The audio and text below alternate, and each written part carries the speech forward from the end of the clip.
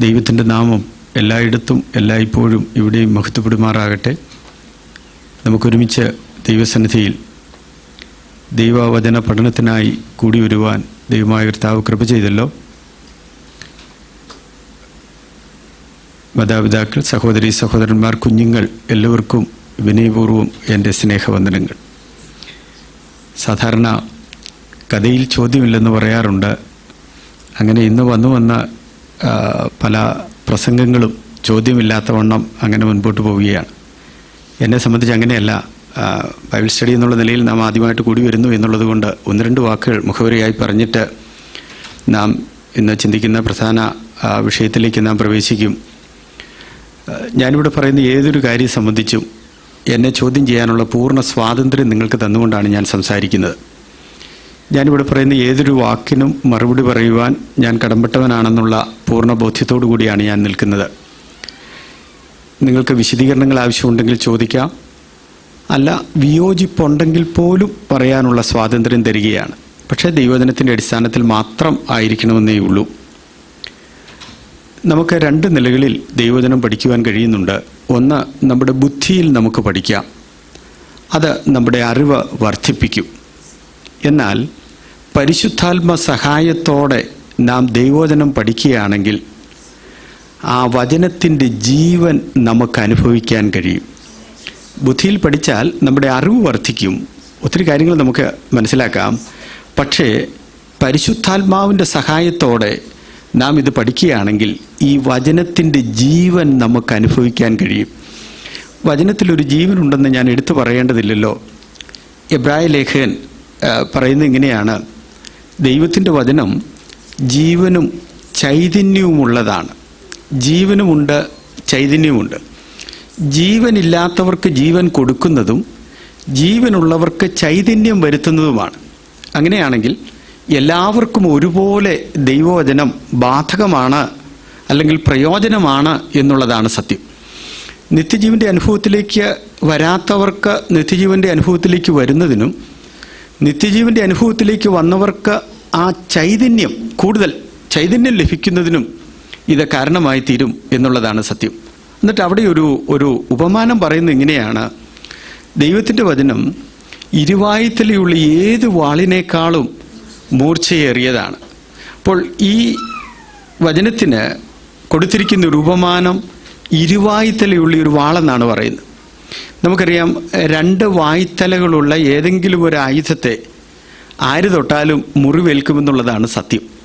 അങ്ങനെയാണെങ്കിൽ നിങ്ങളോട് സംസാരിക്കുന്ന എനിക്കും കേൾവിക്കാരായ നിങ്ങൾക്കും മുറിവേൽക്കണം. എങ്കിൽ മാത്രമേ ഈ വചന പഠനം കൊണ്ട്, വചന കേൾവി കൊണ്ട് നമുക്ക് പ്രയോജനമുണ്ടാവുകയുള്ളൂ. ആര് തൊട്ടാലും മുറിവേൽക്കും. ചില ആളുകളൊക്കെ കേട്ടു മാർക്കിട്ട് പോകുന്ന ഒരു രീതിയൊക്കെ ഉണ്ട്. അല്ല, മുറിവേൽക്കണം. മുറിവേൽക്കുന്നെങ്കിൽ മാത്രമേ നമ്മൾ കടന്നു വന്നതുകൊണ്ട് നമുക്ക് പ്രയോജനമുള്ളൂ. അല്ലെങ്കിൽ നമ്മൾ കടന്നു വന്നതുകൊണ്ട് ഒരു പ്രയോജനവും ഇല്ല. അതുകൊണ്ട് ഞാൻ പറഞ്ഞല്ലോ, നിങ്ങളോട് സംസാരിക്കുന്ന എനിക്കും കേൾവിക്കാരായി നിങ്ങൾക്കും മുറിവേൽക്കണമെങ്കിലേ ആ വചനത്തിൻ്റെ യഥാർത്ഥമായ പ്രവൃത്തി നടന്നിട്ടുള്ളൂ, അല്ലെങ്കിൽ നടക്കുന്നുള്ളൂ എന്നുള്ളതാണ് സത്യം. അതുകൊണ്ട് ദൈവത്തിൻ്റെ പരിശുദ്ധാത്മാവ് വചന പഠനത്തിനായി നമ്മെ സഹായിക്കട്ടെ, നമ്മെ അതിനായി പ്രാപ്തരാക്കി തീർക്കട്ടെ. പരിശുദ്ധാത്മാവാണ് നമ്മുടെ ഹൃദയത്തിൻ്റെ മാംസപ്പലകയിൽ വചനം എഴുതുന്നത്.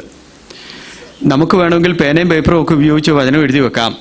പക്ഷേ ഹൃദയത്തിൻ്റെ മാംസപ്പലകയിൽ വചനം എഴുതുന്നത് ദൈവത്തിൻ്റെ പരിശുദ്ധാത്മാവാണ്. ഹൃദയത്തിൻ്റെ മാംസപ്പലകയിൽ ഇത് എഴുതപ്പെട്ടെങ്കിൽ മാത്രമേ നമുക്കിത് പ്രതിസന്ധികളിൽ, അല്ലെങ്കിൽ ജീവിതത്തിൽ നമുക്കിത് പ്രയോജനപ്പെടുകയുള്ളൂ. നമ്മുടെ ജീവിതത്തിൽ പ്രയാസങ്ങളും പ്രതിസന്ധികളും വിഷമങ്ങളും വഴി ഏതെന്ന് അറിയാൻ പാടില്ലാത്ത ജീവിത സാഹചര്യങ്ങളൊക്കെ വരുമ്പോൾ നമുക്ക് പ്രയോജനപ്പെടണമെങ്കിൽ പരിശുദ്ധാത്മാവ് ഹൃദയത്തിൽ ഈ വചനം എഴുതിയെങ്കിലേ ഒക്കൂ. പരിശുദ്ധാത്മാവ് നമുക്ക് ആ സമയങ്ങളിൽ ഓർമ്മയിൽ തരികയും നമുക്ക് ആ വചനത്തിൻ്റെ ശക്തിയിൽ, ആ ജീവനിൽ നമുക്ക് തുടരുവാൻ കഴിയും എന്നുള്ളതാണ് സത്യം. അതുകൊണ്ട് എപ്പോഴും ദൈവസന്നിധിയിൽ ഞാൻ വരുമ്പോൾ, വചനം പഠിപ്പിക്കുമ്പോൾ മാത്രമല്ല, വചനം വായിക്കുമ്പോഴും തൊട്ടു മുമ്പ് ദൈവമേ, അങ്ങയുടെ പരിശുദ്ധാത്മാവിനാൽ അങ്ങയുടെ വചനം ഗ്രഹിക്കുവാൻ, എന്നെ പ്രാപ്തനാക്കണേ എന്ന ഒരു പ്രാർത്ഥനയോടെ നാം വചനം വായിക്കുകയും പഠിക്കുകയും ഒക്കെ ചെയ്താൽ അതെന്നും നമ്മുടെ ഓർമ്മയിൽ നിൽക്കും എന്നുള്ളതാണ് സത്യം. ആവട്ടെ, ഇവിടെ നേരത്തെ നിങ്ങൾക്ക് അറിയിപ്പ് ലഭിച്ചതുപോലെ തന്നെ ആത്മീയത അല്ലെങ്കിൽ അടിസ്ഥാന ആത്മീയത, ബേസിക് സ്പിരിച്വാലിറ്റി എന്നുള്ള ഒരു തീമിനെ അടിസ്ഥാനമാക്കിയാണ് നമ്മൾ ദൈവവചനം ചിന്തിക്കുന്നത്. കേവലം ഇന്നത്തെ ഒരു ക്ലാസ് എന്നല്ല, തുടർച്ചയായി ചില ക്ലാസ്സുകൾ പുതിയ നിയമത്തിൻ്റെ അടിസ്ഥാനത്തിൽ നാം ഒരുമിച്ച് ചിന്തിക്കുകയാണ്. നമുക്കറിയാം, ആത്മീയത എന്നുള്ള വാക്ക് എല്ലാ മതസമൂഹങ്ങളും ഉപയോഗിക്കുന്ന ഒരു വാക്കാണ്. ആത്മീയത എന്നുള്ള വാക്ക് ഈവൻ മതേതര സമൂഹങ്ങളിൽ പോലും ആത്മീയത എന്നുള്ള വാക്ക് അവരുടെ സൗകര്യത്തിനു വേണ്ടി, താല്പര്യത്തിനു വേണ്ടി സ്വാർത്ഥതയോടെ ഉപയോഗിക്കുന്നതും നമുക്ക് മാധ്യമങ്ങളിലൂടെ മനസ്സിലാക്കാൻ കഴിയുന്നുണ്ട്. എന്നാൽ ആത്മീയത എന്നുള്ള വാക്കിനെ മറ്റ് മതചിന്തകളിൽ ആചാരപരമായിട്ട്, അനുഷ്ഠാനപരമായിട്ടാണ് ആ പദത്തെ അവർ കാണുന്നത്.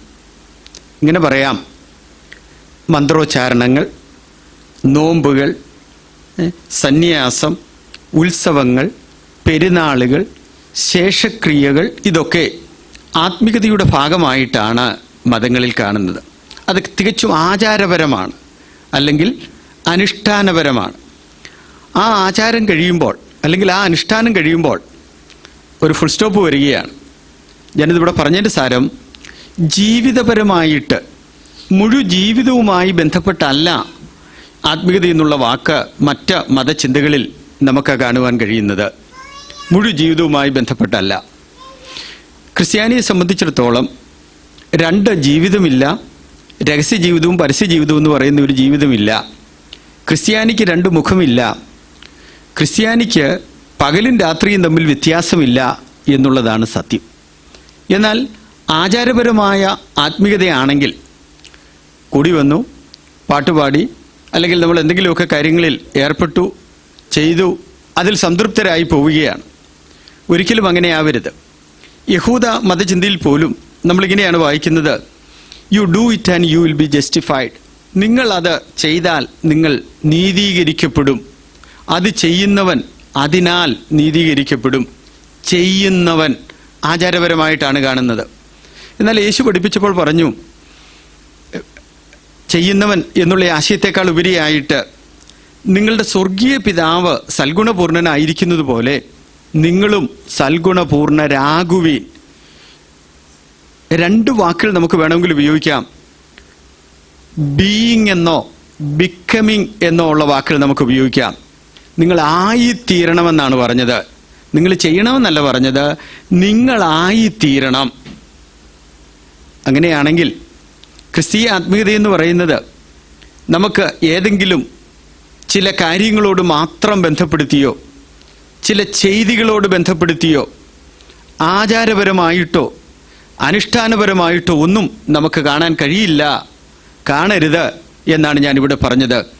നമ്മുടെ മുഴു ജീവിതവുമായി ബന്ധപ്പെട്ട് നാം കാണേണ്ട ഒരു വാക്കാണ് ക്രിസ്തീയ ചിന്തയിൽ ആത്മീയത എന്നുള്ളത്. ആത്മീയത എന്നുള്ള ആ വാക്കിൽ നിന്ന് തന്നെ നമുക്ക് മനസ്സിലാകുന്ന ഒരു യാഥാർത്ഥ്യമുണ്ട്, അല്ലെങ്കിൽ ലോകത്തിലുള്ള എല്ലാവരും പറയുന്ന ആ വാക്കിൽ നമുക്ക് മനസ്സിലാകുന്ന ഒരു യാഥാർത്ഥ്യമുണ്ട്. ഭൗമികത എന്നുള്ളൊരു വാക്ക് നമുക്ക് മനസ്സിലാക്കാം. ഭൗമികതയുടെ ഒരു എതിർപദമായിട്ട് വേണമെങ്കിൽ ആത്മീയത എന്നുള്ള വാക്കിനെ നമുക്ക് ഉപയോഗിക്കാം. മറ്റൊരർത്ഥത്തിൽ പറഞ്ഞാൽ ഇപ്പോഴുള്ള ലോകവും വരുവാനുള്ള ലോകവും എന്നുള്ള ആശയത്തിൽ നമുക്ക് ഈ ആത്മീയത എന്നുള്ള വാക്കിനെ ഉപയോഗിക്കാം. ഇപ്പോഴുള്ളത്, വരുവാനുള്ള ലോകത്തെയാണ് ആത്മലോകം എന്നുള്ള വാക്കുകൊണ്ട് പലപ്പോഴും അർത്ഥമാക്കുന്നത്. ആത്മീയതയ്ക്ക് വിപരീതമായി നമുക്ക് വേണമെങ്കിൽ ഭൗതികത എന്നുള്ള വാക്ക് ഉപയോഗിക്കാമെന്ന് ഞാൻ പറഞ്ഞല്ലോ. നാം ഈ താമസിക്കുന്ന ഭൂമി, നാം ഈ ഭൂമിയിൽ അനുഭവിക്കുന്ന എല്ലാ ജീവിത സാഹചര്യങ്ങളും ഇത് ടാൻജിബിളാണ്, നമുക്കിത് അനുഭവിക്കാൻ കഴിയുന്നതാണ്. അടുത്ത യാഥാർത്ഥ്യമായി തന്നെ നമുക്കിത് മനസ്സിലാക്കാൻ കഴിയും. എന്നാൽ ഇത് സ്ഥിരമാണെന്നോ നിലനിൽക്കുന്നതാണെന്നോ എന്നും അതേ നിലയിൽ തുടരുമെന്നോ നമുക്ക് പറയുവാൻ സാധ്യമല്ല. ഭൗമിക ലോകം എപ്പോഴും മാറ്റങ്ങൾക്ക് വിധേയമാണ്. അത് സംസ്കാരമാണെങ്കിലും ജീവിത രീതികളാണെങ്കിലും നാം കാണുന്ന വസ്തുക്കളാണെങ്കിലും എല്ലാം മാറ്റങ്ങൾ എപ്പോഴും സംഭവിച്ചുകൊണ്ടിരിക്കുകയാണ്. എന്നാൽ ആത്മീയത എന്ന് പറയുന്നത് മാറ്റങ്ങൾക്ക് വിധേയമല്ല. കാരണം ദൈവം ഇന്നലെയും ഇന്നും എന്നേക്കും അനന്യനാണ്. ദൈവത്തിന് ഗതിഭേദത്താലുള്ള ആച്ഛാദനമില്ല. അപ്പോൾ മാറ്റമില്ലാത്തവനായതുകൊണ്ട് ദൈവത്തിൻ്റെ പ്രമാണങ്ങൾക്കും ദൈവത്തിൻ്റെ വ്യവസ്ഥിതികൾക്കും ദൈവസാമീപ്യം നാം അനുഭവിക്കുന്നതിനുമൊന്നും മാറ്റങ്ങളില്ല എന്നുള്ളതാണ് സത്യം. അതുകൊണ്ടാണ് 90-ാം സങ്കീർത്തനത്തിൽ ഇങ്ങനെ വായിക്കുന്നു: യഹോവേ, നീ തലമുറ തലമുറയായി ഞങ്ങളുടെ സങ്കേതമാകുന്നു. തലമുറകൾക്ക് മാറ്റമുണ്ട്, സംസ്കാരത്തിന് മാറ്റമുണ്ട്, ജീവിത രീതിക്ക് മാറ്റമുണ്ട്. പക്ഷേ ദൈവിക ബന്ധത്തിൽ ദൈവത്തെ എടുത്തറിഞ്ഞ് ജീവിക്കുന്നതിൽ മാറ്റമില്ല എന്നുള്ളതാണ് സത്യം. അപ്പോൾ ദൈവം മാറ്റമില്ലാത്തവനായതുകൊണ്ടും ദൈവവുമായുള്ള നമ്മുടെ ആ സംസർഗം, ആത്മബന്ധം, ആത്മലോകം, ജീവിതം, ഇതെല്ലാം വളരെ വ്യക്തമായും കൃത്യതയോടും മാറ്റമില്ലാതെയും തുടരേണ്ടതാണ് എന്നുള്ളതാണ് സത്യം. മാറ്റങ്ങൾ അവിടെയില്ല. എന്നാൽ ഭൗമിക ലോകത്ത് കാണുന്നതിനെല്ലാം മാറ്റങ്ങളുണ്ട്, മാറിക്കൊണ്ടിരിക്കുന്നു എന്നുള്ളതാണ് സാരം. വളരെ റെയറായി കൂട്ടായ്മകളിൽ പാടുന്ന ഒരു പാട്ടാണല്ലോ നമ്മളിവിടെ പാടി ആരംഭിച്ചത്. ഞാൻ വന്ന വഴിക്ക് പ്രിയ സഹോദരനോട് ഞാൻ ചോദിച്ചു, ഈ പാട്ട് പാടിയ ആർക്കെങ്കിലും പേടിയുണ്ടാവുമോ എന്ന് ചോദിച്ചിട്ടാണ് ഞാൻ ആ പാട്ട് പാടിയത്. അദ്ദേഹം പറഞ്ഞു, ഇന്ന് പാടിയാൽ കുഴപ്പമില്ലെന്ന് പറഞ്ഞു. അതുകൊണ്ട് ഞാനത് പാടുകയാണ് ഉണ്ടായത്. അവിടെ ഇന്ന് ഈ മൺമയമായ ഈ ലോകത്തിൽ നമ്മൾ കാണുന്നതെല്ലാം മാറിക്കൊണ്ടിരിക്കുന്നതാണ്, മാറിപ്പോകുന്നതാണ്. ഇത് ശാശ്വതമല്ല എന്നുള്ളതാണ് സത്യം. ഞാനിവിടെ പറഞ്ഞു വന്നതിൻ്റെ സാരം, ഈ ആത്മീയത എന്നുള്ള വാക്കിനെ പലപ്പോഴും ആളുകൾ ഭൗതിക ജീവിതവുമായി ബന്ധപ്പെടുത്തി വ്യാഖ്യാനിക്കുന്ന ഒരു രീതി നമ്മുടെ ഇടയിൽ, പ്രത്യേകിച്ച് നമ്മുടെ ഈ തലമുറയിൽ ഒരു 15ഓളം വർഷങ്ങളായി വർദ്ധിച്ചു വന്നിരിക്കുന്നു എന്നുള്ളതാണ് സത്യം. വർദ്ധിച്ചു വന്നിരിക്കുകയാണ്. ഈ ഭൗമിക ലോകത്തെ ജീവിതത്തെ താത്കാലികമായി കാണാനാണ് വേദപുസ്തകം നമ്മളെ അടിസ്ഥാനപരമായി പഠിപ്പിക്കുന്നത്. പക്ഷേ അതിൽ നിന്നൊക്കെ തികച്ചും വ്യത്യസ്തമായിട്ടാണ് കാണുന്നത്. ഞാൻ സാധാരണ ഞങ്ങളുടെ സഭയിൽ പറയാറുണ്ട്, ദൈവനാമ മഹത്വത്തിന് കാരണമായിട്ടുള്ള കാര്യങ്ങളാണ് സാക്ഷിയിൽ പ്രസ്താവിക്കാറുള്ളതെന്ന് ഞാൻ സാധാരണ പറയാറുണ്ട്.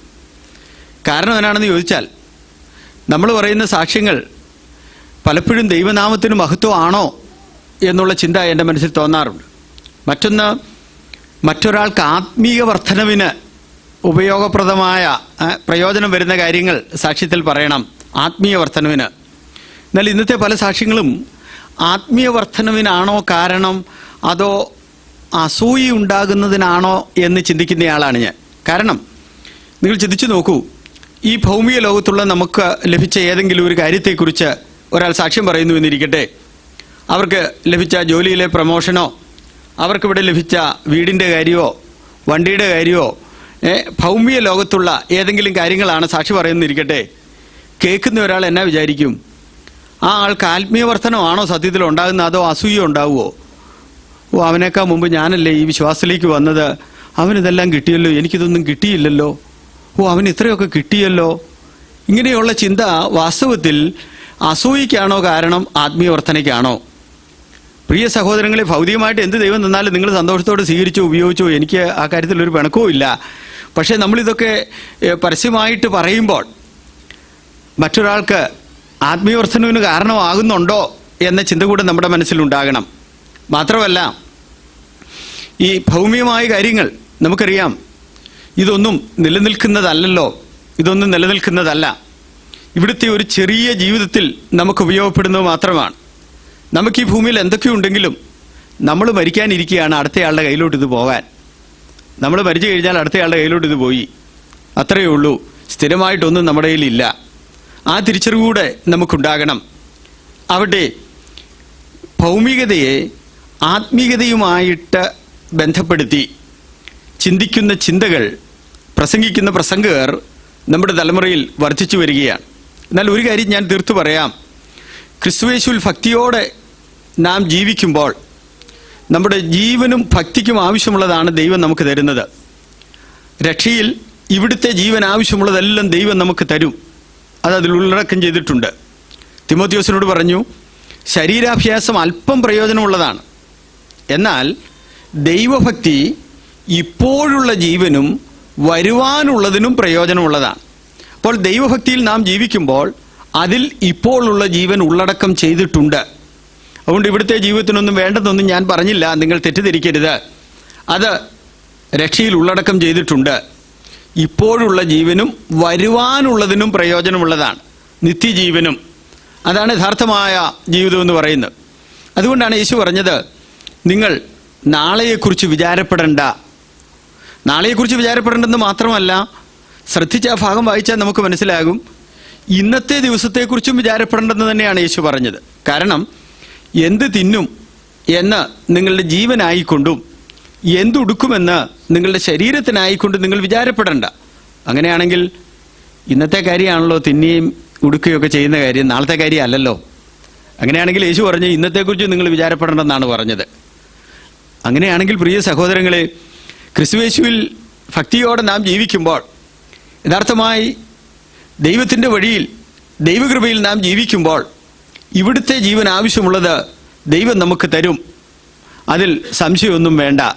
പക്ഷേ നമ്മുടെ ലക്ഷ്യമെന്ന് പറയുന്നത് അതായി തീരരുത് എന്നാണ് ഞാനിവിടെ പറഞ്ഞു വന്നതിൻ്റെ സാരം.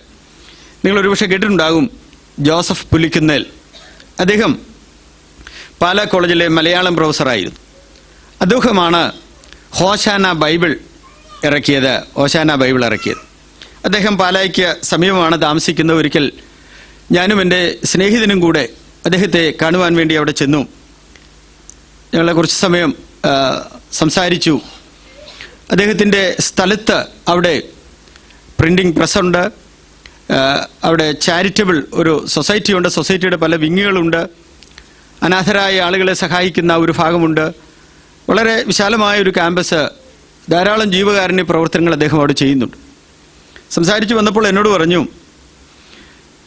എൻ്റെ മകൻ എന്നോട് വളരെ താല്പര്യപൂർവ്വം സുവിശേഷമൊക്കെ പറഞ്ഞു. അതിനുശേഷം അവൻ അവകാശപ്പെടുന്നത് അവനാണ് ഏറ്റവും നല്ല ആത്മീയമായ ജീവിതം നയിക്കുന്നത്, ഞാൻ ചില കാര്യങ്ങൾ കൂടെ ആത്മീയ കാര്യങ്ങൾ ചെയ്യേണ്ടതുണ്ട് എന്നൊക്കെ എന്നോട് ഉപദേശിച്ചു. പക്ഷേ ഞാൻ എൻ്റെ സ്ഥലം വീതം വെക്കാൻ ഒരു വില്ല് എഴുതാൻ വേണ്ടി താല്പര്യപ്പെട്ടു. അവനോട് ഞാൻ ആ കാര്യം പറഞ്ഞപ്പം അവന് സ്വത്ത് മുഴുവൻ അവന് വേണം. എനിക്ക് പെൺമക്കളുണ്ട്, അവർക്ക് കൊടുക്കാൻ അവന് ഇഷ്ടമില്ല. ആത്മീയ കാര്യങ്ങൾ പറയുമ്പോൾ അവന് വളരെ ഉയർന്ന നിലയിൽ എന്നോട് സംസാരിക്കും, പക്ഷേ ഭൗതിക കാര്യത്തിൽ അവന് ഒരു വിട്ടുവീഴ്ചയില്ല. എന്നിട്ട് അദ്ദേഹം എന്നോട് ചോദിച്ച ചോദ്യം ഇതാണ്.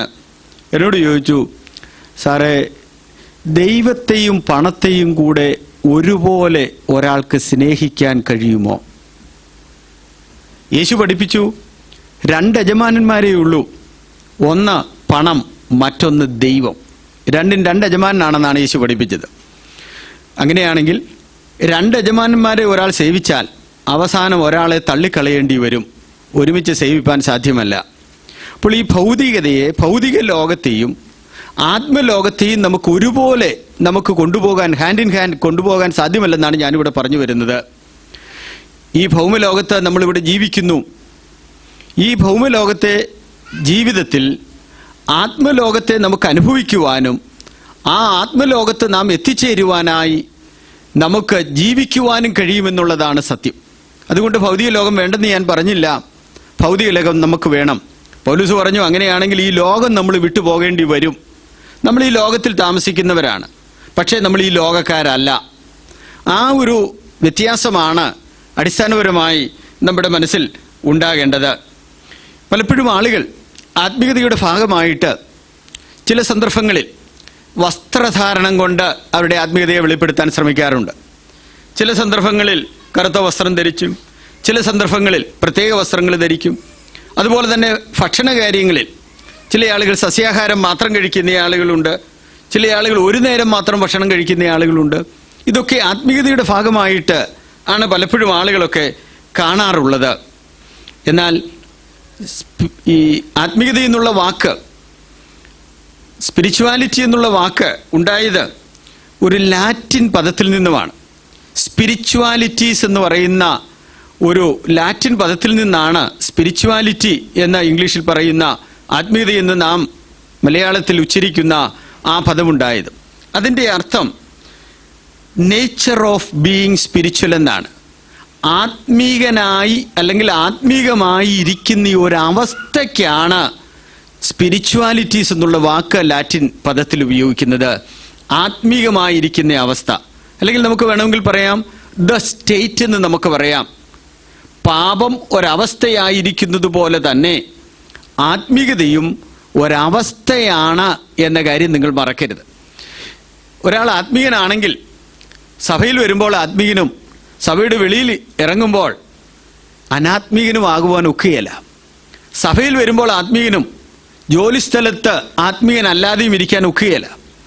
ഒരാൾ ആത്മീയനാണെങ്കിൽ, ഒരുവൾ ആത്മീയമായ അനുഭവത്തിലാണ് ജീവിക്കുന്നതെങ്കിൽ മുഴുവൻ ജീവിതത്തിലും ഈ ആത്മീയതയുണ്ടാകുമെന്നുള്ളതാണ് സത്യം. പ്രായോഗികമായി പലപ്പോഴും അത് കാണുന്നുണ്ടോ എന്നുള്ളത് ഒരു ക്വസ്റ്റ്യനബിളാണ്. ചില ആളുകളൊക്കെ നിങ്ങളും ശ്രദ്ധിച്ചിട്ടുണ്ടാകും, സഭയിലൊക്കെ വരുമ്പം സാക്ഷി പറയുമ്പം പുഴുവും കൃമിയുമായ ഞാനെന്നൊക്കെ പറഞ്ഞാൽ സാക്ഷി പറയുന്നത്, പുഴുവും കൃമിയാണെന്നൊക്കെ പറഞ്ഞാൽ സാക്ഷി പറയുന്നു. വീട്ടിൽ ചെല്ലുമ്പം ഈ പുഴുവും കൃമിയെല്ലാം മാറി വലിയ പുലിയും കടുവായും ഒക്കെ ആയിട്ട് നിൽക്കുന്നത് കാണാം. ആത്മീയത എന്ന് പറയുന്നത് ഒരവസ്ഥയാണ്, എപ്പോഴും അതേ നിലയിൽ തന്നെ തുടരുമെന്നുള്ളതാണ് സത്യം. നമ്മൾ ആരാണെന്ന് അറിയാൻ ഏറ്റവും ചെറിയ ഒരു മനസ്സിലാക്കാൻ പറ്റുന്ന ഒരു കാര്യം പറയാം. നമ്മൾ ഒറ്റയ്ക്ക് ഒരു വീട്ടിലുള്ളൂ എന്നിരിക്കട്ടെ, അല്ലെങ്കിൽ ഒരു മുറിയിലുള്ളൂ. ആ സമയത്ത് നമ്മുടെ ചിന്തകളും നമ്മുടെ വിചാരങ്ങളും എന്താണോ അതാണ് നമ്മൾ. ഇവിടെ ഒരുമിച്ച് കൂടി വരുമ്പം സ്തോത്രമൊക്കെ പറയുന്നുണ്ട്, പാട്ട് പാടുന്നുണ്ട്, ശ്രദ്ധിക്കുന്നുണ്ട്, ഇതൊക്കെ ശരിയാണെങ്കിലും നമ്മൾ ഒറ്റയ്ക്ക് ഒരു മുറിയിലായിരിക്കുമ്പോൾ, ഒരു സ്ഥലത്തായിരിക്കുമ്പോൾ നമ്മുടെ ചിന്തകൾ എന്തൊക്കെയാണോ, നമ്മുടെ വിചാരങ്ങൾ എന്തൊക്കെയാണോ അതാണ് നമ്മളെന്ന് പറയുന്ന ആള്. അതിനെയാണ് നമ്മൾ സ്റ്റേറ്റ് അല്ലെങ്കിൽ അവസ്ഥ എന്നുള്ള വാക്കുകൊണ്ട് അർത്ഥമാക്കുന്നത്. ഞാൻ ആരാണെന്ന് പൂർണ്ണമായി നിങ്ങൾക്കോ, നിങ്ങൾ ആരാണെന്ന് പൂർണ്ണമായി എനിക്കോ ലോകത്തിൽ ആർക്കുമോ അറിയുവാൻ സാധ്യമല്ല. ദൈവത്തിനറിയാം, വേറെ മനുഷ്യർക്ക് ആർക്കും അറിയാൻ സാധ്യമല്ല. എന്നാൽ നമുക്കറിയാം നമ്മൾ ആരാണെന്നുള്ളത് അറിയാം.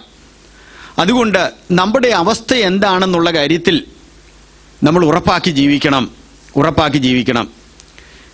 ഈ നമ്മൾ പ്രാർത്ഥിക്കുമ്പം വേണേ പ്രാർത്ഥിക്കും, ദൈവമേ എൻ്റെ പാവങ്ങളെ ക്ഷമിക്കണേ, എന്നെ കഴുകണേ, ഇതൊക്കെ നമ്മൾ പറയും.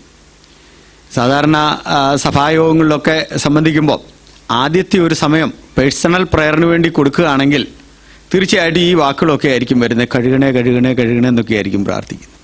അടുത്തിരിക്കുന്ന ഒരാളിത് കേട്ടേച്ച് പ്രാർത്ഥിക്കുന്നിരിക്കട്ടെ, ദൈവമേ എൻ്റെ അടുത്തിരിക്കുന്ന ഈ സഹോദരനെ കഴുകണേ, അവൻ വലിയ പാപിയാണേ, അല്ലെങ്കിൽ എൻ്റെ അടുത്തിരിക്കുന്ന ഈ സഹോദരി ഒന്ന് കഴുകണേ, അവൾ വലിയ പാപിയാണ് എന്ന് പറഞ്ഞാൽ എന്തായിരിക്കും നമ്മുടെ പ്രതികരണം?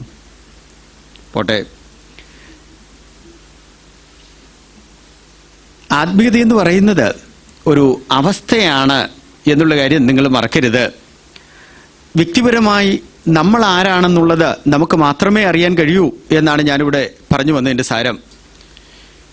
ഭൗമലോകമുണ്ട്, ഒരാത്മലോകമുണ്ട്. ഒരു വാക്യം വായിക്കുന്നു, കൊരിന്ത്യർക്കെഴുതിയ 2-ാമത്തെ ലേഖനം 4-ാമത്തെ അധ്യായം അതിൻ്റെ 18-ാമത്തെ വാക്യത്തിൻ്റെ അവസാനത്തെ വാചകം, കാണുന്നത് താത്കാലികം, കാണാത്തതോ നിത്യം.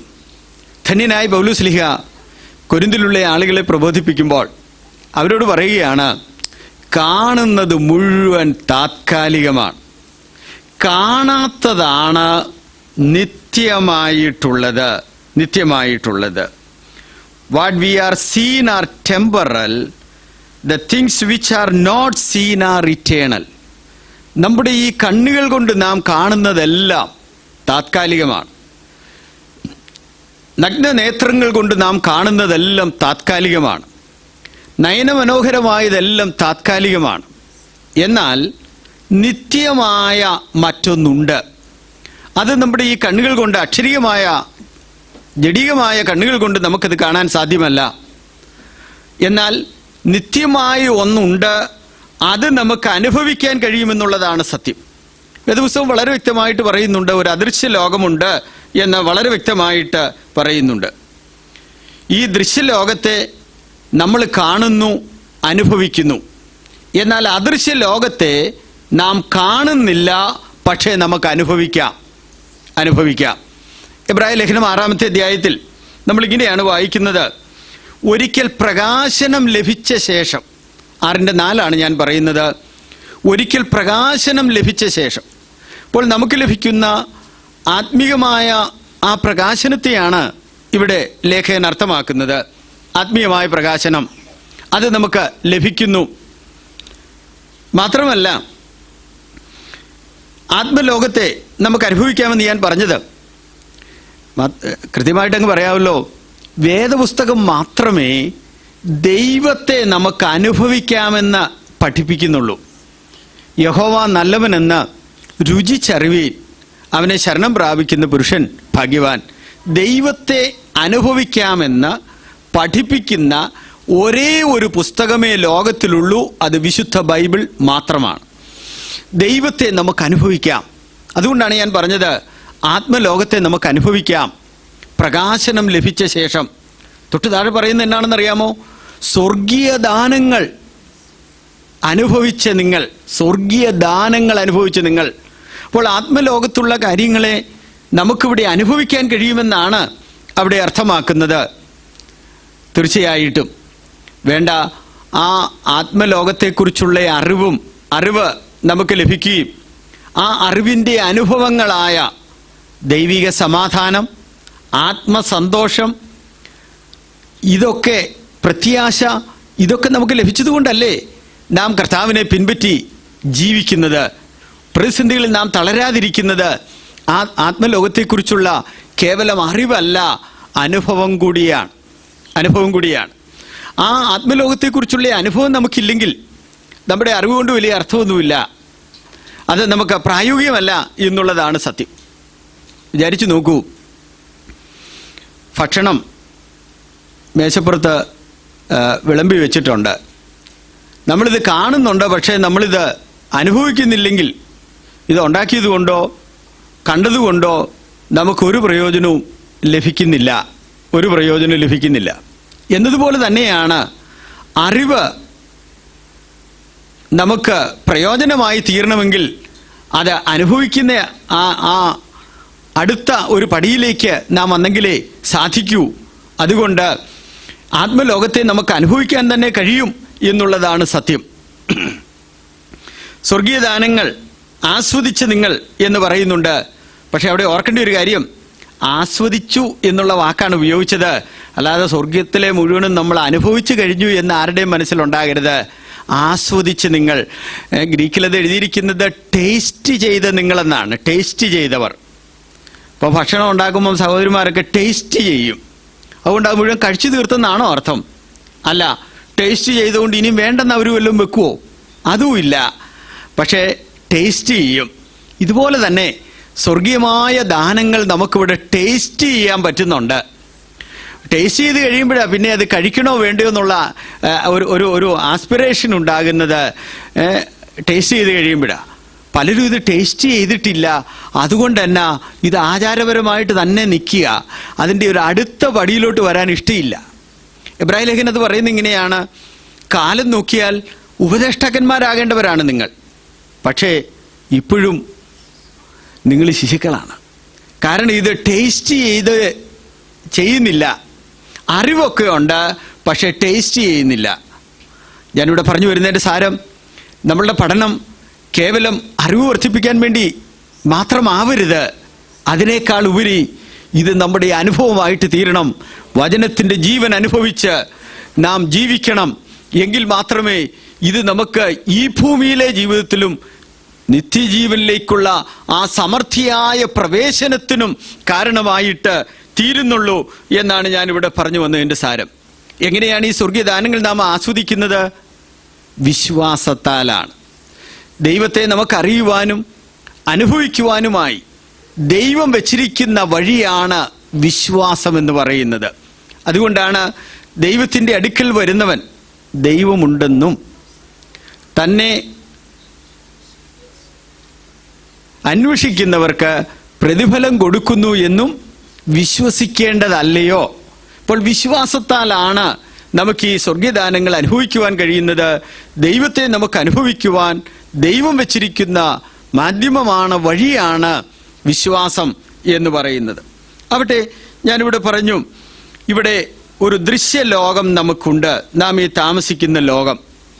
പൗലോസ്ലീഹ ഇവിടെ പറഞ്ഞ വാക്ക് കാണുന്നത് എന്ന വാക്കാണ് ഉപയോഗിച്ചത്. കാണുന്നത് താത്കാലികം. നമ്മൾ കാണുന്ന ഈ ലോകം, നമ്മൾ അക്ഷരീയമായി അനുഭവിക്കുന്ന ഈ ലോകം, അത് താത്കാലികമാണെന്നാണ് പറഞ്ഞത്. കാണുന്നത്, പക്ഷേ കാണുന്നത് എന്നുള്ളത് കൊണ്ട് സാധാരണ നമ്മൾ മനസ്സിലാക്കുന്ന ഒരു അർത്ഥത്തിൽ അല്ല പൗലോസ് അപ്പോസ്തലൻ ഉപയോഗിച്ചിട്ടുള്ളത്. ഗ്രീക്കിൽ അവിടെ കൊടുത്തിരിക്കുന്ന വാക്ക് ഒപ്റ്റാനോമായി എന്നുള്ളൊരു വാക്കാണ് ഉപയോഗിച്ചിട്ടുള്ളത്.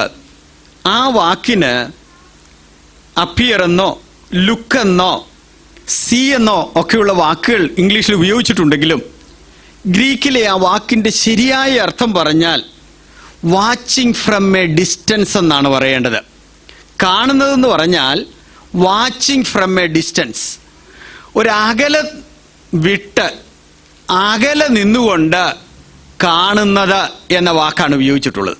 അങ്ങനെയാണെങ്കിൽ ഈ ഭൂമിയിൽ നാം ജീവിക്കുമ്പോൾ നാം കാണുന്നത് ഒരകലെ നിന്നുകൊണ്ട് വേണം നമ്മൾ കാണാനെന്നാണ് ഇവിടെ പറഞ്ഞതിൻ്റെ സാരം. നമ്മൾ വളരെ ക്ലോസ് ആയിട്ട് നമുക്കൊരു കാര്യം വാച്ച് ചെയ്യാം, അകലെ നിന്നുകൊണ്ട് നമുക്ക് വാച്ച് ചെയ്യാം. ഇവിടെ അകലെ നിന്ന് കാണുന്നത് എന്ന വാക്കാണ് ഉപയോഗിച്ചിട്ടുള്ളത്. ഞാൻ ചോദിച്ചോട്ടെ, നമ്മളിവിടെയുള്ള കാര്യങ്ങളൊക്കെ അടുത്ത് നിന്നാണോ കാണുന്നത് അതോ അകലെ നിന്നാണോ? അടുത്ത് നിന്ന് കാണുമ്പോഴാണ് നമ്മളിപ്പം ഉദാഹരണമായിട്ട് പറഞ്ഞാൽ, നിങ്ങൾ വിചാരിക്കൂ, കുറേ ആളുകൾ കൂടി നിൽക്കുന്നു. നമ്മൾ വളരെ ദൂരെ നിന്നേ കണ്ടു കുറേ ആളുകൾ കൂടി നിൽക്കുന്നത്. എന്നാൽ കൂടി നിൽക്കുന്നത് കണ്ടു, നമുക്ക് വേണേൽ നമ്മുടെ വഴിക്ക് പോകാം, അല്ലെങ്കിൽ വേണമെങ്കിൽ ആ ആളുകൾ കൂടി നിൽക്കുന്നിടത്തോട്ട് നമുക്ക് അടുത്തടുത്ത് ചെല്ലാം. അടുത്തടുത്ത് ചെല്ലുമ്പോഴാണ് അവിടെയുള്ള കാര്യങ്ങൾ കൂടുതൽ വ്യക്തമായി കാണുന്നതും അതിനോട് നമുക്ക് താല്പര്യമുണ്ടാകുന്നതും. പക്ഷെ അകലെ നിന്നുകൊണ്ടൊരു കാര്യം കണ്ടാൽ നമുക്കതിനോട് വലിയ താല്പര്യമൊന്നുമില്ല. കാര്യമൊക്കെ കണ്ടു, മനസ്സിലായി, അങ്ങ് പോവും, ഇത്രയേ ഉള്ളൂ. അപ്പോൾ പൗലോസ് പറയുകയാണ്, നിങ്ങൾ കാണുന്നത് നിങ്ങൾ അടുത്ത് നിന്നൊന്നും ഇവിടെയുള്ളതൊന്നും കാണരുത് എന്നൊരു പ്രബോധനമാണ് ഇവിടെ പറയുന്നത്. Watching from a distance. പ്രിയ സഹോദരങ്ങളെ, നിത്യതയ്ക്ക് വേണ്ടി നിയമിക്കപ്പെട്ട ദൈവരാജ്യത്തിൻ്റെ അംഗങ്ങളായ നാം ഈ ഭൂമിയിലുള്ള കാര്യങ്ങളെ കാണുന്നത് ഒരു ഡിസ്റ്റൻസ് വെച്ചാണോ കാണുന്നത്, അതോ നാം വളരെ ക്ലോസ് ആയിട്ട് കാണുകയാണോ? എപ്പോഴും ഒരു ഡിസ്റ്റൻസിൽ നിന്ന് നമ്മളിതിനെ കാണാവുള്ളൂ. ഡിസ്റ്റൻസിൽ നിന്ന് കണ്ടാൽ നമുക്ക് വലിയ പ്രശ്നമൊന്നുമില്ല. ചില ആളുകളുണ്ടല്ലോ, വഴിക്ക് എന്തെങ്കിലും ഒരു ആക്സിഡൻ്റ് ഒക്കെ കണ്ടേച്ചു വന്നു കഴിഞ്ഞാൽ പിന്നെ ഭയങ്കര മനപ്രയാസമാണ്, പിന്നെ ഭക്ഷണം വേണ്ട, ഉറക്കം വരികയില്ല, വലിയ കുഴപ്പമാണ്. അത് അടുത്ത് കണ്ടു, അതുകൊണ്ടാണ് കുഴപ്പം. അതേസമയം കേട്ട വലിയ പ്രശ്നമൊന്നുമില്ല. ഇങ്ങനെ ഒരു ആക്സിഡൻറ്റ് നടന്നായിരുന്നു കേട്ടോ, ബിന്നുമ്രാനിൽ ഒരു ആക്സിഡൻറ്റ് നടന്നതൊക്കെ കേട്ടാൽ ഒരു കുഴപ്പമില്ല. പക്ഷേ അത് അടുത്തെങ്ങാനും നിന്ന് കാണുകയായിരുന്നെന്നിരിക്കട്ടെ, പിന്നെ വീട്ടിൽ വരുന്നതും വലിയ വിഷമമാണ്, സങ്കടമാണ്. അതെ, നമ്മളൊരു ഡിസ്റ്റൻസിൽ നിന്നോണ്ട് ഈ ലോകത്തിലുള്ള കാര്യങ്ങളെ കാണണം. കാരണം ഇതെല്ലാം താത്കാലികമാണെന്നാണ് പൗലോസ് പറഞ്ഞത്. ദൈവത്തിന് സ്തോത്രം.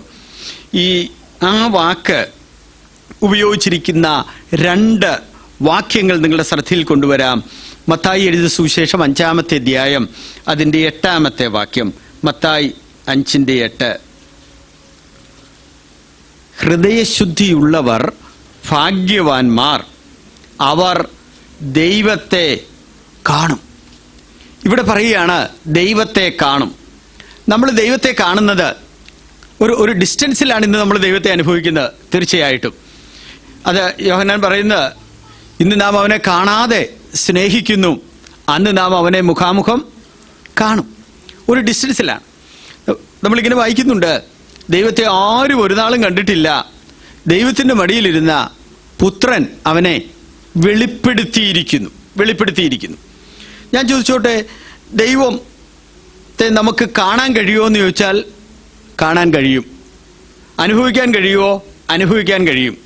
എന്നാൽ ദൈവമെന്നുള്ള നിലയിൽ നമുക്ക് മനുഷ്യരായ നമുക്ക് ദൈവത്തെ പൂർണ്ണമായി അനുഭവിക്കാൻ കഴിയത്തില്ല.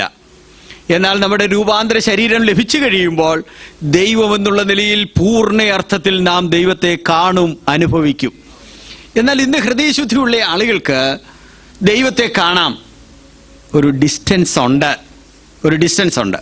ആ ഡിസ്റ്റൻസിനെ കാണുക എന്നുള്ള വാക്ക് അവിടെ ഇതേ വാക്കാണ് അവിടെ ഉപയോഗിച്ചിട്ടുള്ളത്. Watching from a distance. ദൈവത്തെ ഇന്ന് ചെറിയൊരു ഡിസ്റ്റൻസോടുകൂടെ നമുക്കിന്ന് കാണാൻ, അനുഭവിക്കാൻ കഴിയും. മറ്റൊരു വാക്ക് മത്തായി എഴുതിയ സുവിശേഷം 17-ാമത്തെ അധ്യായം 3-ാമത്തെ വാക്യത്തിലാണ്. അവിടെ മറുരൂപമലയിലെ ആ അനുഭവത്തോട് ചേർത്ത് പറയുകയാണ്, മോശയും ഏലിയാവും അവനോട് സംസാരിക്കുന്നത് കണ്ടു. അപ്പോൾ യേശുവിനോട് മോശയും ഏലിയാവും സംസാരിക്കുന്നത് ശിഷ്യന്മാർ കണ്ടു. ഒരു ഡിസ്റ്റൻസിൽ കണ്ടു എന്ന അർത്ഥത്തിലാണ് ആ വാക്ക് അവിടെ ഉപയോഗിക്കുന്നത്. മൂന്നാമത് ഈ വാക്ക് നമ്മൾ കാണുന്നത് അപ്പോസ്തല പ്രവൃത്തികളിലാണ്. അപ്പോസ്തല പ്രവൃത്തികളിൽ 16-ാമത്തെ അധ്യായം അതിൻ്റെ 9-ാമത്തെ വാക്യത്തിലാണ്. അവിടെ അപ്പോസ്തലനായ പൗലൂസിന് ലഭിച്ച ഒരു ദർശനത്തെക്കുറിച്ചാണ് അവിടെ വിശദീകരിക്കുന്നത്.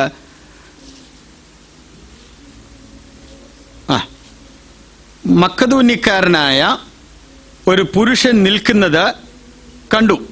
ഒരു ദർശനത്തിൽ കാണുകയാണ്. അവിടെ മക്കദോന്യക്കാരനാണെന്ന് തിരിച്ചറിഞ്ഞു. മറ്റു വിശദീകരണങ്ങളൊന്നുമില്ല. എന്നാൽ വളരെ ക്ലോസായി കാണുന്ന വിശദീകരണങ്ങളും വേദപുസ്തകത്തിൽ കൊടുത്തിട്ടുണ്ട്. അപ്പോസ്തലനായ പൗലോസ് കണ്ട ദർശനവും ശിഷ്യന്മാർ മോശയും ഏലിയാവും യേശുവിനോട് സംസാരിക്കുന്നത് കണ്ടതുമൊക്കെ ഒരു ഡിസ്റ്റൻസിൽ കാണുകയാണ് ചെയ്തത്. എന്നാൽ വളരെ ക്ലോസ് ആയിട്ട് കണ്ട ഒരു ചരിത്രം വെളിപ്പാട് പുസ്തകം 1-ാമത്തെ അധ്യായത്തിൽ നമ്മൾ വായിക്കുന്നുണ്ട്. അവിടെ യോഹന്നാൻ കാണുന്ന കാര്യമാണ്. അവിടെ യോഹന്നാൻ കാണുന്നത് എങ്ങനെയാ? മാറത്ത് പൊൻകച്ച കെട്ടിയവനായി, വെള്ളോടിന് സദൃശ്യമായ കാലുള്ള, അഗ്നിജാലയ്ക്കൊത്ത കണ്ണുള്ള, അതൊക്കെ വളരെ ക്ലോസ് ആയി കാണുന്ന കാര്യമാണ്. അപ്പോൾ ഡിസ്റ്റൻസിൽ കാണുന്നതും ക്ലോസ് ആയി കാണുന്നതും തമ്മിൽ വ്യത്യാസമുണ്ടെന്നാണ് ഞാനിവിടെ പറഞ്ഞു വരുന്നതിൻ്റെ സാരം. ഈ ഭൗമലോകത്ത് നമ്മൾ കാണേണ്ടത് ക്ലോസ് ആയിട്ട് ഈ ഭൗമലോകത്തുള്ള ഒന്നിനെയും കാണരുത്. പൗലോസ് പറയുകയാണ്, ഒരു ഡിസ്റ്റൻസ് കീപ്പ് ചെയ്തേ നിങ്ങൾ ഇത് കാണാവുള്ളൂ. കാരണം ഇതെല്ലാം താത്കാലികമാണ്. ദൈവത്തിന് സ്തോത്രം. അങ്ങനെയാണെങ്കിൽ എൻ്റെ പ്രിയ സഹോദരങ്ങളെ, നമ്മളിവിടെ എവിടെ താമസിച്ചാലും, നമ്മളിവിടെ എന്ത് ഭക്ഷണം കഴിച്ചാലും, നമ്മൾ ഏത് വാഹനത്തിൽ യാത്ര ചെയ്താലും, നാം ഏത് ജോലി ചെയ്താലും നമ്മളതിനെ ഒരു ഡിസ്റ്റൻസിൽ മാത്രമേ കാണാവുള്ളൂ. ഒരു ഡിസ്റ്റൻസോടുകൂടെ നമ്മൾ കാണുകയാണെങ്കിൽ നമുക്ക് വലിയ വിഷമമൊന്നും ഉണ്ടാകുകയില്ല. കാണുകയില്ല. നമുക്കറിയാമല്ലോ, ഈ റെഡ് മൂൺ കാണാൻ വേണ്ടി ആളുകളൊക്കെ ചക്രവാളത്തിൽ നോക്കി അങ്ങ് അകലെ ചെറിയൊരു പ്രകാശം കണ്ടപ്പോഴേ കണ്ടു എന്നാണ് ആളുകളൊക്കെ പറഞ്ഞത്. വളരെ ദൂരെ ചക്രവാളത്തിൽ നമ്മൾ ചന്ദ്രനെ കാണുന്നത് പോലെ ഒരു ഡിസ്റ്റൻസിൽ വേണം ഈ ലോകത്തിലുള്ള കാര്യങ്ങളെല്ലാം നമ്മൾ കാണാനെന്നാണ് ഇവിടെ ധന്യനായ പൗലോസ് ശ്ലീഹ നമുക്ക് തരുന്നതായ പ്രബോധനം. അങ്ങനെയാണെങ്കിൽ പ്രിയ സഹോദരങ്ങളെ, ഈ ഭൗമലോകത്തുള്ളതെല്ലാം നമ്മളൊരു ഡിസ്റ്റൻസിൽ കാണണം. അടുത്തൊരു വാചകം അവിടെ ഉപയോഗിച്ചിരിക്കുന്നത് താത്കാലികം എന്നുള്ള വാക്കാണ് ഉപയോഗിച്ചിട്ടുള്ളത്. താത്കാലികം എന്ന വാക്കാണ്. ഗ്രീക്കിൽ ആ പദത്തിൻ്റെ അർത്ഥം temporary, for a while, for a season, endure for time, ഇങ്ങനെയൊക്കെ അർത്ഥം വരുന്ന വാക്കാണ് ഉപയോഗിച്ചിട്ടുള്ളത്. ഒരു സീസണ് വേണ്ടിയുള്ളതാണെന്ന്, താത്കാലികമാണെന്ന്. നമ്മൾ ഈ ലോകത്തിലുള്ള കാര്യങ്ങളെ ഒരു ഡിസ്റ്റൻസിലേ കാണാവൂ. അടുത്തത് ഇത് താത്കാലികമാണ് എന്ന് പറഞ്ഞാൽ ഒരു സീസണ് വേണ്ടി മാത്രമുള്ളതാണെന്ന്. നമുക്കറിയാമല്ലോ, ഫെസ്റ്റിവൽ സീസൺസിൽ കടകളൊക്കെ അലങ്കരിക്കും. അത് ക്രിസ്മസ് സീസണിൽ അലങ്കരിക്കുന്നത് പോലെ അല്ല മറ്റൊരു സീസണിൽ അലങ്കരിക്കുന്നത്. സീസൺ അനുസരിച്ച് വ്യത്യാസമുണ്ട്. നമുക്കറിയാമല്ലോ, 4 സീസൺസ് ആണുള്ളത്.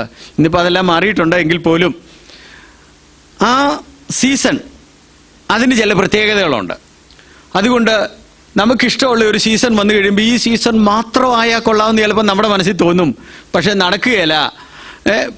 പ്രകൃതിയിൽ ഇത് മാറിക്കൊണ്ടിരിക്കും. അതുകൊണ്ട് സീസൺ വേണ്ടെന്ന് നമുക്ക് പറയാൻ ഒക്കുവോ? ഒരിക്കലുമില്ല. അങ്ങനെയെങ്കിൽ അപ്പോസ്തലനായ പൗലോസ് പറയുകയാണ്, നിങ്ങൾ ഈ കാണുന്നതൊക്കെ ഉണ്ടല്ലോ, ഇത് സീസണലാണ്, താത്കാലികമാണ്, മാറിപ്പോകുന്നതാണ്, മാറിക്കൊണ്ടിരിക്കുന്നതാണ്, നിലനിൽക്കുന്നതല്ല, ശാശ്വതമല്ല. ഒരിക്കലും അതിൽ നിങ്ങൾ ആശ്രയിക്കരുത് എന്ന ആശയമാണ് പൗലോസ് പറയുന്നത്. ഇത് സീസണലാണെന്നാണ്. സാധാരണ ആളുകൾ പറയാറില്ലേ, time and tide never waits for anyone else. സമയവും തിരമാലയും ആർക്കും വേണ്ടി കാത്തു നിൽക്കുകയില്ല. ഇത് മാറിക്കൊണ്ടിരിക്കുന്നതാണ്. നമ്മളിവിടെ വന്ന സമയം കഴിഞ്ഞ് എത്രയോ മുൻപോട്ട് നമ്മുടെ വാച്ച് ഓടിക്കഴിഞ്ഞു. മാറിക്കൊണ്ടിരിക്കുന്നതാണ്, താത്കാലികമാണ്. അപ്പോൾ താൽക്കാലികം എന്നുള്ള വാക്കുകൊണ്ട് മാറിപ്പോകുന്നതാണ് എന്ന അർത്ഥമാണ് നമ്മുടെ മനസ്സിൽ വരേണ്ടത്.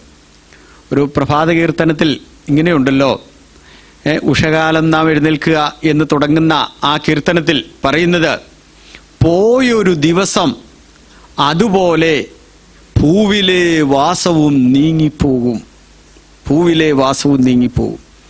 വിട്ടകലും നീ ഒരു നാളിൽ ഉണ്ടെന്ന് തോന്നുന്ന സകലത്തെയും. തീർച്ചയായിട്ടും ഇന്ന് നമുക്ക് എന്തൊക്കെയുണ്ടോ അതിനെയെല്ലാം ഒരു ദിവസം നമ്മൾ വിട്ടകന്നേ മതിയാകൂ. ഇന്ന് ഒരു ദിവസം നമ്മളെ വിട്ട് പകൽ അകന്നു കഴിഞ്ഞു. അതുപോലെ നമ്മുടെ ഈ ഭൂമിയിലെ വാസവും തീർന്നു പോകുമെന്നാണ് സാരം. താത്കാലികം എന്ന വാക്കുകൊണ്ട് അർത്ഥമാക്കുന്നത് സീസണൽ, താൽക്കാലികം. ആ വാക്ക് നമ്മൾ കാണുന്ന ഒരു വേദഭാഗമാണ് മത്തായി എഴുതിയ സുവിശേഷം 24-ാമത്തെ അധ്യായം അതിൻ്റെ 45-ാമത്തെ വാക്യം. മത്തായി 24:45. അവിടെ പറയുന്നത്, യജമാനൻ വീട്ടുകാർക്ക് തക്ക സമയത്ത് ഭക്ഷണം കൊടുക്കുവാനായി ആക്കി വെച്ച വിശ്വസ്തനും ബുദ്ധിമാനുമായ ദാസൻ.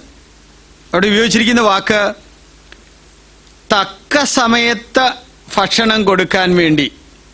തക്ക സമയത്ത് ഭക്ഷണം കൊടുക്കാൻ എന്ന് പറഞ്ഞാൽ,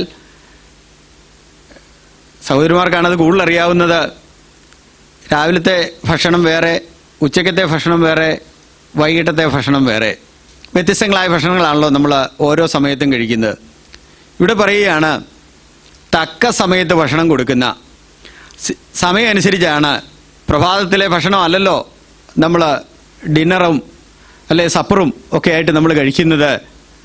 ഇനി പ്രഭാതത്തിലെ ഭക്ഷണം മിച്ചമുണ്ടെങ്കിലും എന്നാൽ ഉച്ചയ്ക്ക് ഇതൂടെ കഴിച്ചു എന്ന് പറഞ്ഞാൽ ആരും ഒട്ട് കഴിക്കുകയില്ല.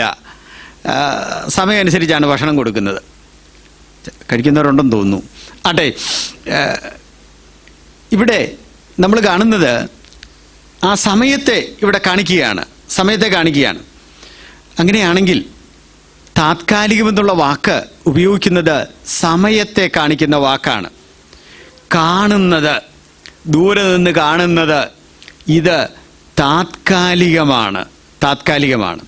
അങ്ങനെയാണെങ്കിൽ പ്രിയ സഹോദരങ്ങളെ, താത്കാലികമായ ഒന്നിനോടുള്ള നമ്മുടെ പ്രതികരണം എന്തായിരിക്കണം? താത്കാലികമായതിനോടുള്ള നമ്മുടെ പ്രതികരണം എന്തായിരിക്കണം?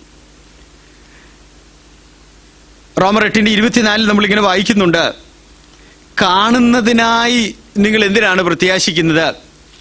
കാണാത്തതിനായി പ്രത്യാശിക്കുന്നു എങ്കിലോ? കാണുന്നത് താത്കാലികമാണ്, കാണാത്തതാണ് നിത്യം എന്ന അർത്ഥമാണ് നമ്മൾ അവിടെ കാണുന്നത്. മറ്റൊരു വാക്ക് നമ്മൾ കാണുന്നത് എബ്രായർക്ക് എഴുതിയ ലേഖനം 11-ാമത്തെ അധ്യായം 1-ാമത്തെ വാക്യത്തിൽ നമ്മൾ വായിക്കുന്നു, വിശ്വാസം എന്നതോ ആശിക്കുന്നതിൻ്റെ ഉറപ്പും കാണാത്ത കാര്യങ്ങളുടെ നിശ്ചയമാണ്. 2 കൊരിന്ത്യർ 5:7 വായിക്കുന്നു, കാഴ്ചയാലല്ല വിശ്വാസത്താൽ അത്രേ ഞങ്ങൾ നടക്കുന്നത്. വിശ്വാസത്താലാണ് ഞങ്ങൾ നടക്കുന്നത്. അപ്പോൾ കാണുന്നതൊക്കെ താത്കാലികമായതുകൊണ്ട്, നിത്യമല്ലാത്തത് കൊണ്ട് ഞങ്ങളിവിടെ നടക്കുന്നത് എന്തെങ്കിലുമൊക്കെ കണ്ടോണ്ടല്ല, വിശ്വാസത്താലാണ് ഞങ്ങൾ നടക്കുന്നത് എന്നാണ് പൗലോസ് പറഞ്ഞതിൻ്റെ സാരം. വിശ്വാസത്തിൻ്റെ ഒരു നിർവചനം ചോദിച്ചാൽ എല്ലാവരും കാണാപ്പാഠം മനസ്സിലാക്കിയിരിക്കുന്ന ഒരു വാക്യമാണ് എബ്രായർ 11:1. വിശ്വാസം എന്നതോ ആശിക്കുന്നതിൻ്റെ ഉറപ്പും കാണാത്ത കാര്യങ്ങളുടെ നിശ്ചയവുമാണ്.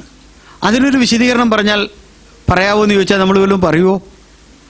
വിശ്വാസം എന്നത് ആശിക്കുന്നതിൻ്റെ ഉറപ്പും കാണാത്ത കാര്യങ്ങളുടെ നിശ്ചയവുമാണ്. എന്താ കാണാത്ത കാര്യം? എന്താശയുടെ ഉറപ്പാണ്? മലയാളം ട്രാൻസ്ലേഷൻ അത്ര കൃത്യതയുള്ളതല്ല. അത് ഗ്രീക്കിൽ ശരിയായി ട്രാൻസ്ലേറ്റ് ചെയ്താൽ ഇങ്ങനെയാണ് ട്രാൻസ്ലേറ്റ് ചെയ്യേണ്ടത്: വിശ്വാസം എന്നതോ ഇന്ദ്രിയങ്ങൾക്ക് മറയപ്പെട്ട നിത്യ യാഥാർത്ഥ്യങ്ങൾ അനുസരിച്ച് ജീവിക്കുന്നതാണ്. വിശ്വാസം എന്ന് പറയുന്നത് ഇന്ദ്രിയങ്ങൾക്ക് മറയപ്പെട്ട, പഞ്ചേന്ദ്രിയങ്ങൾക്ക് മറയപ്പെട്ട നിത്യ യാഥാർത്ഥ്യങ്ങൾ. ആ യാഥാർത്ഥ്യങ്ങളാണ് വിശുദ്ധ തിരുവെഴുത്തിലൂടെ ദൈവം വെളിപ്പെടുത്തി തന്നിട്ടുള്ളത്. ആ യാഥാർത്ഥ്യങ്ങൾ അനുസരിച്ച് ഇവിടെ നമ്മൾ ജീവിക്കുന്നതാണ് വിശ്വാസ ജീവിതം എന്ന് പറയുന്നത്, വേറെയൊന്നുമല്ല. അതുകൊണ്ടാണ് പൗലോസ് പറഞ്ഞത്, ഞങ്ങൾ കാഴ്ചയാലല്ല, ഇവിടെ എന്തെങ്കിലും കണ്ട് അതനുസരിച്ച് ഞങ്ങൾ ജീവിക്കുമൊന്നുമല്ല, മറിച്ച് ഞങ്ങൾ വിശ്വാസത്താലാണ് ജീവിക്കുന്നത്. എന്താണ്? ഞങ്ങളുടെ ഈ ഇന്ദ്രിയങ്ങൾക്ക് മറയപ്പെട്ട നിത്യ യാഥാർത്ഥ്യങ്ങൾ ദൈവം വെളിപ്പെടുത്തിയിട്ടുണ്ട്. അതനുസരിച്ചാണ് ഞങ്ങളിവിടെ ജീവിക്കുന്നത് എന്നാണ് പൗലോസ് പറഞ്ഞതിൻ്റെ സാരം. അങ്ങനെയാണെങ്കിൽ എൻ്റെ പ്രിയ സഹോദരങ്ങളെ, ഇന്ന് നാം ജീവിക്കുന്ന ഈ ഭൂമി ഇത് താത്കാലികമാണ്.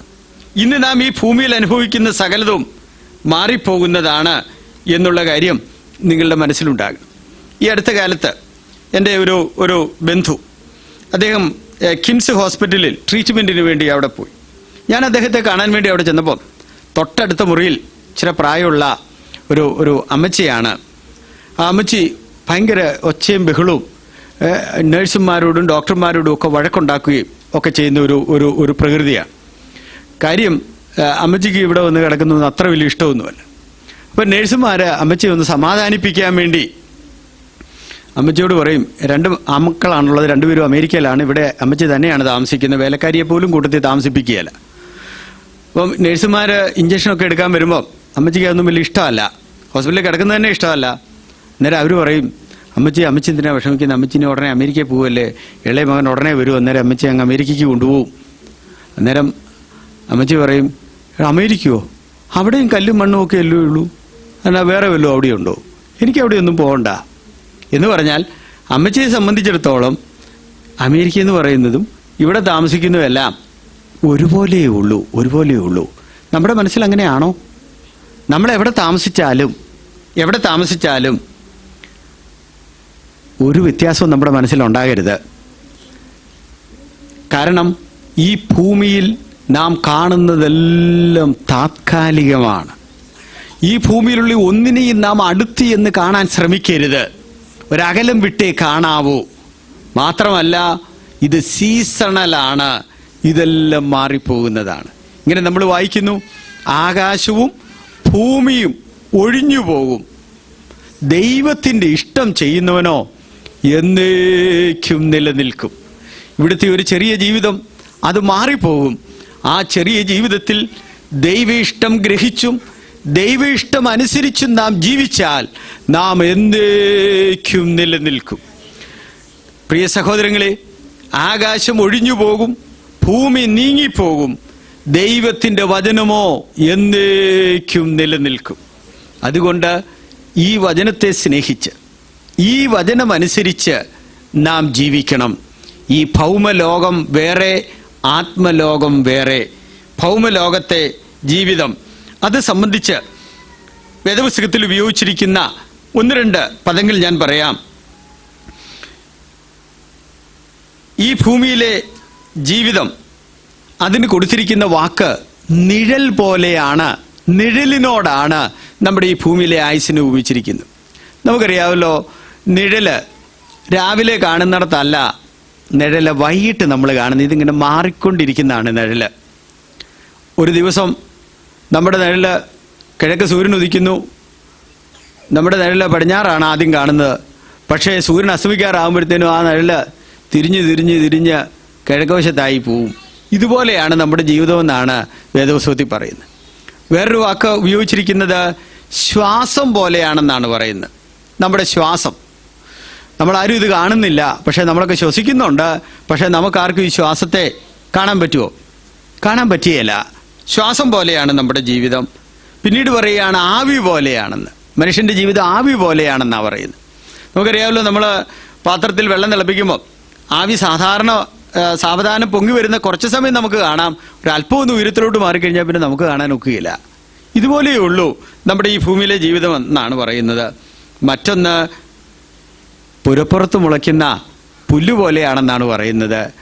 ഉഷ്ണം ഏൽക്കുമ്പോൾ അത് വാടിപ്പോകുന്നു. ഏറ്റവും നല്ല, പ്രത്യേകിച്ച് യഹൂദ സംസ്കാരവുമായി വളരെ ഇടപഴകി ആളുകൾ ഉപയോഗിച്ചിരുന്ന ഒരു പദപ്രയോഗമാണ് 4 വിരൽ നീളമാണ്. മനുഷ്യൻ്റെ ഈ ഭൂമിയിലെ ജീവിതം 4 വിരൽ നീളമാണ്. 4 വിരൽ എന്ന് പറയുമ്പോൾ നമുക്ക് വേണമെങ്കിൽ 4 ഇഞ്ച് എന്നൊക്കെ പറയാൻ കഴിയും. പക്ഷേ അതല്ല അവരർത്ഥമാക്കുന്നത്. അവരെ സംബന്ധിച്ചിടത്തോളം നമുക്കറിയാം, നമ്മൾ അളവ് പറയുമ്പം മില്ലിമീറ്റർ എന്നോ സെൻറ്റിമീറ്റർ എന്നോ മീറ്റർ എന്നോ ഒക്കെയുള്ള വാക്കുകളാണ് നമ്മൾ അളവ് പറയാൻ ഉപയോഗിക്കുന്നത്. എന്നാൽ അവരെ സംബന്ധിച്ച് ഏറ്റവും ചെറിയ അളവ്, നമ്മൾ മില്ലിമീറ്റർ എന്ന് പറയുന്ന ആ ഏറ്റവും ചെറിയൊരളവിനെ കുറിക്കുവാൻ, വെളിപ്പെടുത്തുവാൻ യഹൂദന്മാർ ഉപയോഗിച്ചിരുന്ന ഒരു സാധാരണ ഭാഷയിൽ ഉപയോഗിച്ചിരുന്ന ഒരു വാക്കാണ് 4 വിരൽ നീളം. 4 വിരൽ നീളം എന്ന് ഒരു യഹൂദനോട് പറഞ്ഞാൽ യഹൂദന് മനസ്സിലാകും മില്ലിമീറ്ററിൻ്റെ കാര്യമായി പറയുന്നതെന്ന്. അല്ലാതെ 4 വിരൽ നീളം ഉണ്ടെന്നും പറഞ്ഞ് ആരും അത് അളന്നുകൊണ്ടൊന്നും നടക്കണ്ട കേട്ടോ. ഏറ്റവും ചെറിയൊരു അളവിനെ കുറിക്കുന്ന ഒരു വാക്കാണത്. അത്രയേ ഉള്ളൂ നമ്മുടെ ഈ ഭൂമിയിലെ ജീവിതം. കാണുന്നത് താത്കാലികം. നമ്മുടെ ഇവിടുത്തെ ജീവിതവും താത്കാലികം. എന്നാൽ ദൈവം നമുക്ക് ഒരു സമൃദ്ധിയായ നിത്യമായ ഒരു ജീവൻ കൽപ്പിച്ചിട്ടുണ്ട്. അതാണ് ഏറ്റവും കരണീയമായിട്ടുള്ളത്. അതാണ് ഏറ്റവും വലുതായിട്ടുള്ളത്. നിത്യജീവന് വേണ്ടി നിയമിക്കപ്പെട്ടവരെന്ന് നമ്മൾ വായിക്കുന്നുണ്ട്. അതുകൊണ്ട് ഈ ഭൂമിയിലെ ചെറിയ ജീവിതം കൊണ്ട് നമുക്ക് നേടാൻ കഴിയുന്ന ഏറ്റവും വലിയ നേട്ടം നിത്യജീവന്റെ അവകാശികളായി തീരുക എന്നുള്ളതാണ്. അങ്ങനെയാണെങ്കിൽ എന്നെ കേൾക്കുന്ന പ്രിയ സഹോദരങ്ങളെ, ഇവിടുത്തെ ജീവിതത്തെ നാം കാണേണ്ടത് ഇത് താത്കാലികമാണെന്നും ഇത് സീസണലാണെന്നും അതിനെ അകലം വിട്ടേ നാം കാണാവൂ എന്നും ഇത് തീർന്നു പോകുന്നതാണെന്നുമുള്ള ബോധ്യം നമ്മുടെ മനസ്സിലുണ്ടാകണം. അപ്പോസ്തലനായ പൗലോസ് ആ ബോധ്യത്തിൽ വന്നു കഴിഞ്ഞപ്പോൾ, വെളിപ്പാടുകളുടെ ആധിക്യമുണ്ടായ ആളാണ്, 3-ാം സ്വർഗത്തോളം എടുക്കപ്പെട്ടയാളാണ്. പക്ഷേ പൗലോസ് പറയുകയാണ്, വിട്ടുപിരിഞ്ഞ് കർത്താവിനോടുകൂടെ ക്രിസ്തുവിനോടുകൂടി ഇരിക്കുവാൻ എനിക്ക് കാംക്ഷയുണ്ട്, അത് അത്യുത്തമമല്ലോ. വിട്ടുപിരിഞ്ഞ് എന്ന വാക്കാണ് ഉപയോഗിക്കുന്നത്. ഇവിടുത്തെ ജീവിതം എങ്ങനെയേലും ഒന്ന് തീർന്നാ മതി എന്നാ പൗലോസ് പറഞ്ഞതിന്റെ സാരം. നമ്മളൊക്കെ ആണല്ലോ, എങ്ങനെയേലും എന്ന് വല്ലതും പറയുമോ? എങ്ങനെയേലും ഒന്ന് തീർന്നാ മതി എന്ന് പറയുമോ? ഇന്ന് പലരും പ്രാർത്ഥിക്കുമ്പോൾ ഉപയോഗിക്കുന്ന ഒരു വാചകം, ആ ഇസ്കിയാവിന്റെ 15 വർഷം കൂടെ നീട്ടിക്കൊടുത്തല്ലോ എന്നാ പറയുന്നത്. ഇസ്കിയാവിന് ദൈവം നീട്ടിക്കൊടുത്തു, അതാണ് നമ്മളും പ്രാർത്ഥിക്കുമ്പോൾ പറയുന്നത്. എന്ന് പറഞ്ഞാൽ 15 കൂടെ നീട്ടിക്കിട്ടിയാൽ കൊള്ളാമെന്നാണ് പറയുന്നത്. ഞാൻ എൻ്റെ ഭാര്യയോട് പറഞ്ഞിട്ടുണ്ട്, ദയവ് ചെയ്ത് ലൈഫ് സപ്പോർട്ടൊന്നും വെച്ച് എന്നെ ഒന്നും കിടത്തിയേക്കരുത്, ഞാൻ എവിടെ കിടന്ന് മരിച്ചാലും അവിടെ അടക്കണമെന്നാണ് ഞാൻ എൻ്റെ ഭാര്യയോട് പറഞ്ഞിട്ടുള്ളത്. ആവട്ടെ, ഞാനിത് പറഞ്ഞു വരുന്നതിൻ്റെ സാരം ഇത്രയേ ഉള്ളൂ. ഇവിടുത്തെ ജീവിതം ചെറുതായിട്ട് കാണണം. ഇത് താത്കാലികമാണ്, ഇത് മാറിപ്പോകുന്നതാണ്. എന്നാൽ നിത്യമായി ഒന്നുണ്ട്. ഭൗതികത അതിൻ്റെ ഓപ്പോസിറ്റാണ് ആത്മീയത എന്നുള്ള വാക്ക്. ഇതിനെ രണ്ടിനെയും രണ്ടായിട്ട് തന്നെ നമ്മൾ കാണണമെന്നാണ് ഞാനിവിടെ പറഞ്ഞു വന്നതിൻ്റെ സാരം. ഈ രണ്ടിനെയും കൂടി ഒരുമിപ്പിക്കരുത്. രണ്ടും രണ്ടായിട്ട് തന്നെ നമ്മൾ കാണണം. ഇത് രണ്ടും രണ്ടായിട്ട് കണ്ടാൽ ഒരു വിഷമവും ഇല്ല ആളുകൾക്ക്. പല ആളുകളും ഭൗമിക ജീവിതത്തിൽ എന്തെങ്കിലും പ്രയാസങ്ങളോ പ്രതിസന്ധികളോ ഒക്കെ വന്നു കഴിയുമ്പോൾ ആദ്യമേ ചോദിക്കുന്നു, അയ്യോ ദൈവമേ, നീ എന്നെ എവിടെയായിരുന്നു, നീ ഇതൊന്നും അറിഞ്ഞില്ലേ, ഇങ്ങനെയൊക്കെ ദൈവത്തോട് പോലും പരാതി പറയുന്ന ധാരാളം ആളുകളുണ്ട്. പ്രിയ സഹോദരങ്ങളെ, തെറ്റിപ്പോകരുത്. ഇവിടുത്തെ ജീവിതത്തെ ഒന്ന് സെപ്പറേറ്റ് ചെയ്ത് നമ്മൾ കാണുകയും അതിനേക്കാൾ ഉപരിയായ, അതിനേക്കാൾ വലുതായ നിത്യമായതിന് വില കൊടുക്കുകയും നാം ചെയ്താൽ ഈ താത്കാലികമായത് നമ്മുടെ മനസ്സിൽ കയറുകയില്ല. ഈ ഭൂമിയിൽ നാം ജീവിക്കുമ്പോൾ തന്നെ നമ്മുടെ ചിന്തകൾ ഉയരത്തിലുള്ളതായും കർത്താവിനെ സ്നേഹിച്ചും ആ നിത്യമായതിൽ ലക്ഷ്യമാക്കിയും നമുക്ക് തുടരുവാൻ കഴിയും എന്നാണ് ഞാനിവിടെ പറഞ്ഞതിൻ്റെ സാരം. പ്രിയ സഹോദരങ്ങളെ, നമ്മുടെ ജീവിതത്തിൽ ഈ ഭൗമിക ലോകം നമ്മുടെ ഹൃദയത്തിൽ വലുതായി വരുന്നുണ്ടോ, അതോ ആത്മലോകമാണോ നമ്മുടെ ഹൃദയത്തിൽ വലുതായിട്ടുള്ളത്? ഭൗമിക ലോകത്തെ താത്കാലികമായിട്ടും നശ്വരമാണെന്നും നിലനിൽക്കുന്നതല്ലെന്നും നാം തിരിച്ചറിഞ്ഞ് ഹൃദയത്തിൽ തന്നെ അത് എഴുതി നാം ജീവിക്കണം. എങ്കിൽ മാത്രമേ നമുക്ക് യഥാർത്ഥമായ ആത്മീയമായ അനുഭവം, ദൈവവുമായുള്ള ആ ശാശ്വതമായ ബന്ധം, നിത്യജീവൻ്റെ അനുഭവം, സമൃദ്ധിയായ ജീവൻ്റെ അനുഭവത്തിൽ നമുക്കവിടെ ജീവിക്കുവാൻ, നമുക്ക് തുടരുവാൻ കഴിയുകയുള്ളൂ എന്ന ചിന്ത നമ്മുടെ മനസ്സിലുണ്ടാകണം. നമ്മുടെ ക്ലാസ്സുകൾക്കൊക്കെ ഒരു ആമുഖം എന്ന വണ്ണം ഞാനിവിടെ സംസാരിക്കുകയായിരുന്നു. ഞാനിവിടെ പറഞ്ഞ ഏതൊരു കാര്യം സംബന്ധിച്ചും നിങ്ങൾക്ക് വിശദീകരണം എന്നോട് ചോദിക്കാം. പറയാൻ ഞാൻ 100% താല്പര്യമുള്ളയാളാണ്. അല്ല, ക്ലാസ്സുകളിൽ ചോദിക്കുന്ന ഒരു ശീലം നിങ്ങൾക്കില്ലെങ്കിൽ നിങ്ങൾ എഴുതി തന്നാൽ അടുത്ത ക്ലാസ്സിൽ ഞാൻ മറുപടി പറഞ്ഞിട്ട് തുടങ്ങാം. അതിനും എനിക്ക് സന്തോഷമേ ഉള്ളൂ. നമ്മുടെ തലകളെ നമുക്ക് വണക്കാം.